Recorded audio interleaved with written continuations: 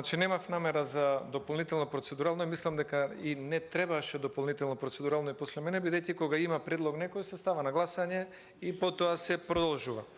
Но само кратко да искористам приликата, бидејќи пратеникот Мисовски кажа за нешто кога опозиција, тој со нас против и слично, ние сме се договориле во ВМРО ДПМН, имаме огромна благодарност кон пратеникот Мисовски, затоа што тој со неговиот глас 2006 година ни помогна да станеме власт и тој капитал му е толку долгорочен, што ние никогаш од тогаш наваму не му даваме било какви забелешки. Може да спинува, да биде и подрзок или циничен, но ние навистина премногу го цениме неговиот влог за доаѓањето на ВМРО ДПМН 2006 година на власт и тоа останува веќе како животно дело.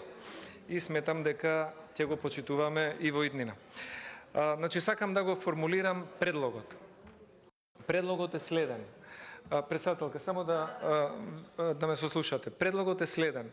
Би бил предлог на заклучок за повикување и лично представување на кандидатите за членови на Уставен суд пред Комисијата за избори и именување во текот на расправата, поединечна за нив, или после неа, но пред гласањето за секој кандидат поединечно. Тоа е мојот предлог. И барам да се стави на гласање кој е за представниците кандидати за членови на Уставниот суд да имаат можност да се представат лично пред Комисијата за избори и именување. Благодарам многу.